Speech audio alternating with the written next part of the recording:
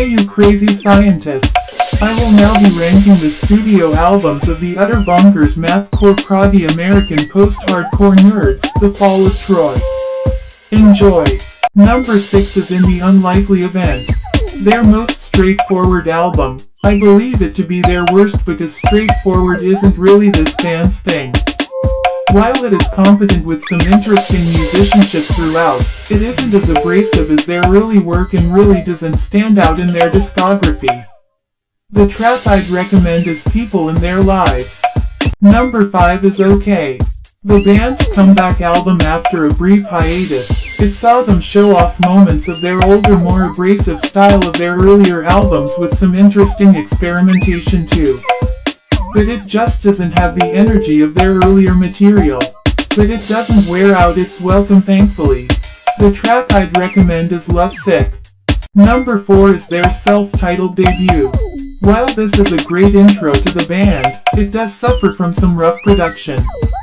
But the talent is definitely there, with Thomas Erik's insane guitar work and vocals being on full display with some incredibly madcap moments. The album also has earlier versions of songs they'd make perfect on their next album. The slow version of FCPSITSGEPGEPGEP is interesting, but it's the speed of the re-recording on the next album that really cements the legend of this song. The track I'd recommend is I Just Got This Symphony Goin'. Number 3 is New Kilter. The band's most recent album, it saw the new lineup re-recording older songs from the band's catalog and show off some new material too. While it is noticeable what came first and what is recent, the talent and display and the overall madcap tension is back from their early days, with even some interesting experiments with other genres, like post and thrash metal. The track I'd recommend is The Tears of Green-Eyed Angels.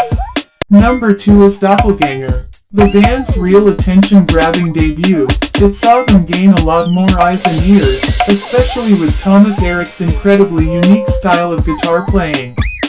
While the Dillinger Escape Plan's abrasive style of mathcore gained a lot of attention, The Fall of Troy injected the style with added melody, killer guitar riffs and a pretty good sense of humor as well.